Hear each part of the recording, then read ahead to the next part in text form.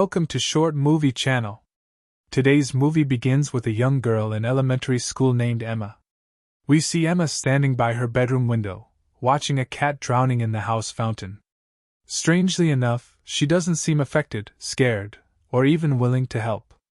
Instead, she calmly closes the curtain and continues getting dressed.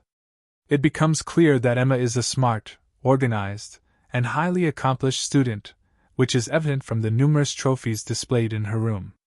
Emma lives with her father, David, after her mother passed away during childbirth. While having breakfast with her father, Emma tells him that the school is holding a new competition where they'll crown the best student across the entire school. Emma is confident that she'll win the competition. Her father encourages her, saying he believes in her abilities and achievements, and that he's proud of everything she accomplishes. At that moment, Angela, David's sister, arrives and sits down to talk with him about a date he was supposed to have with a woman to get to know her better. Emma becomes upset because she doesn't want a stepmother. David and Angela also discuss the need to find a new babysitter for Emma after their previous one suffered a serious injury and retired from work. During their conversation, Emma interrupts to tell them there's a cat drowning in the fountain. David hurries out to rescue the cat, but he's too late. He comforts Emma, saying the cat must have died quickly without feeling any pain. However, he doesn't know that Emma had seen the cat drowning and chose to ignore it without showing any sympathy. Later that day, Angela manages to find a new babysitter for Emma and schedules an interview. David meets the babysitter, whose name is Chloe, and learns that she was a former athlete who retired after a serious injury. She now works as a babysitter.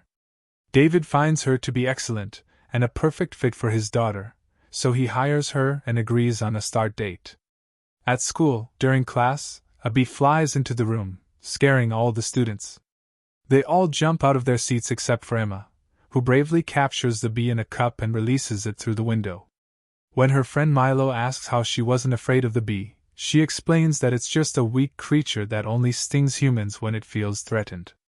The principal sees what happened and is impressed by Emma's courage, especially at such a young age. Later, during recess, Emma overhears another student talking about her watch and mentioning that it was a special gift from her parents. Emma keeps an eye on the girl, then pretends to bump into her accidentally, helping her back up in a way that makes the principal notice her, hoping it will earn her a nomination for Best Student. At the same time, Emma manages to steal the watch without anyone noticing. That night, David checks in on Emma before going to bed. After he leaves, we see Emma practicing her smile in front of the mirror, laughing in a creepy way. The next day is the awards ceremony. David picks up Emma to attend the event together. The entire school, along with parents, gathers for the ceremony. Emma sits among the students, confident she'll win the award for Best Student. The principal, Alice, begins handing out the awards, eventually reaching the award for the Best Student. At that moment, Emma is shocked when Alice announces Milo's name. We see Milo winning the award for being the most cooperative and helpful student. Meanwhile, Emma's face clearly shows her deep resentment. After the party, David goes back and talks to Alice, asking about Emma. Alice responds, saying that his daughter is a unique case and that she has never encountered a student like her in her entire career. However, she adds that what's strange about Emma is her constant emotional coldness and her lack of fear toward things that would terrify any child her age. David doesn't pay much attention to Alice's words, assuming she's complimenting his daughter's bravery. When David talks to Emma about Milo and the award, she replies that Milo didn't deserve the award in the first place and that she should have been the one to win it. David gets upset with her attitude and asks her to apologize for what she said. Later, Emma goes to play with Milo and takes him to a hill near the lake. Milo gets scared of the height and asks her to go back to the school, but she ignores his request, pushes him off the hill, and quickly returns to school before anyone notices her absence. At that moment, the other kids see Milo in the lake and call for help, but unfortunately, by the time they pull him out, they discover he has died. David goes back home with Emma, grieving Milo's death. He calls his sister Angela and tells her that Emma is so shocked by what happened that she couldn't express any reaction. The next morning, When David wakes up, he is surprised by Emma's calm demeanor and how naturally she acts. He even asks her if she wants to talk about what happened yesterday, but Emma tells him there's nothing to talk about and continues eating her breakfast as if nothing had happened. Later that day, Chloe arrives. David introduces her to Emma and asks her to look after his daughter while he finishes work outside the house. Chloe spends the whole day with Emma and even stays in the house. While looking around, she notices some photos of David and stops to admire them, clearly showing she has a crush on him. Emma sees her and Chloe pretends she was just adjusting the photos. After Emma leaves, Chloe sneaks into David's room and steals some medication. But when she sits back down with Emma, the girl surprises her by revealing she saw what happened.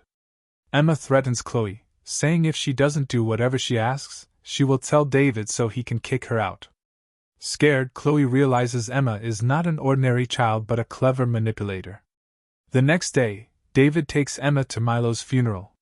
While all the other kids are crying, Emma tries to fake sadness. Milo's mother speaks with David, saying she wishes she could find the medal to bury it with her son, but unfortunately, it's missing. David assumes it might have been carried away by the water's current. That same day, while tidying up Emma's room, David finds Milo's medal under her bed. However, Emma walks in just in time to prevent him from discovering it.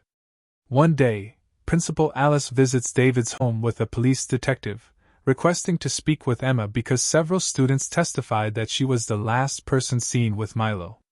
When Emma overhears this, she gets nervous and pretends to fall, breaking a plate and injuring herself. Seeing her hurt, the principal decides to postpone the interview to another time. While David was treating Emma's wound, he asked her if she had seen Milo before what happened to him. She replied that she hadn't and added that Principal Alice was a liar, accusing her of lying just because she hated her. David was surprised by Emma's words since she had never complained about the principal before. Later, Chloe went to David in his workshop at home and told him she couldn't save Emma before she fell.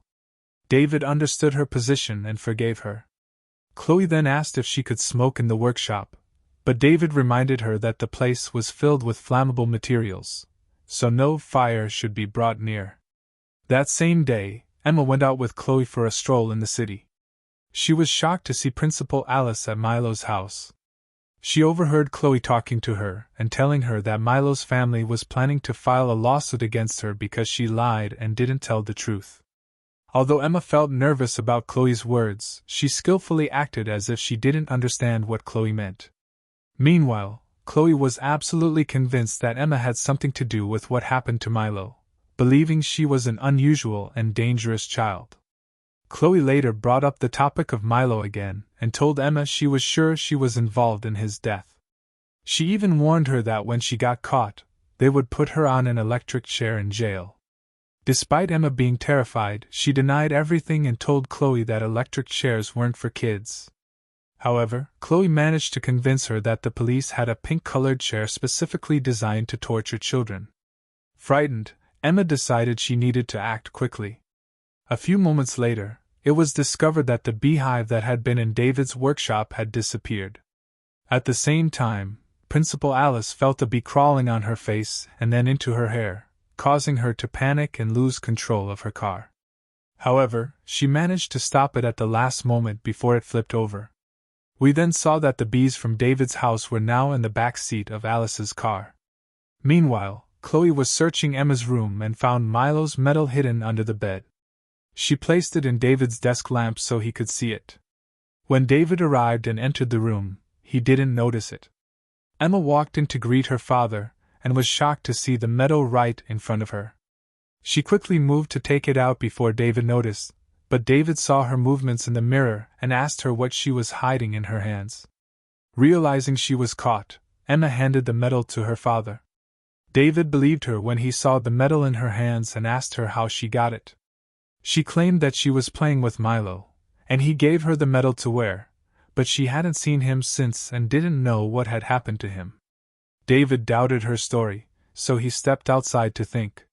He called his sister Angela and asked her to book an appointment with a child psychologist for Emma.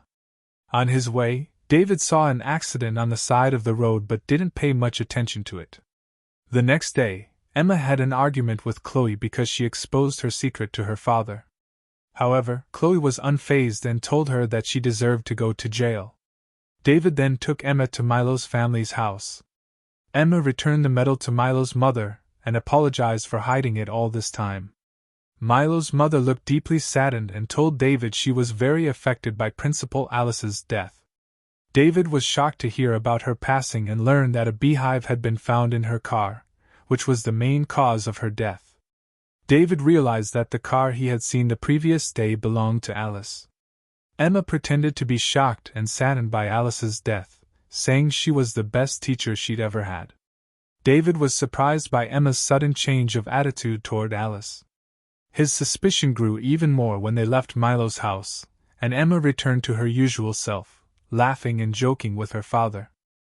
When David returns home, he discovers that the beehive is no longer in the workshop. This confirms his suspicions that Emma is involved in what happened to Alice. The next day, he takes her to a psychologist and speaks to the doctor before Emma enters.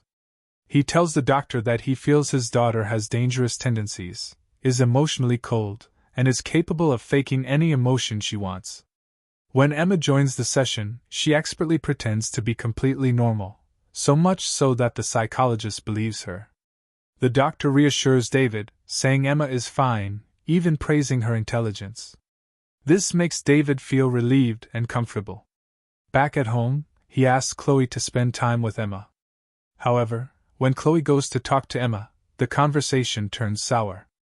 Chloe provokes Emma by saying David is in love with her and will soon marry her, which would make Chloe her stepmother. She adds that Emma won't be able to get rid of her. This infuriates Emma, who confronts her father, asking if he really loves Chloe and plans to marry her. David denies everything and quickly leaves the house, as he has a date with his girlfriend. During this time, Chloe looks around the house for Emma but doesn't find her anywhere.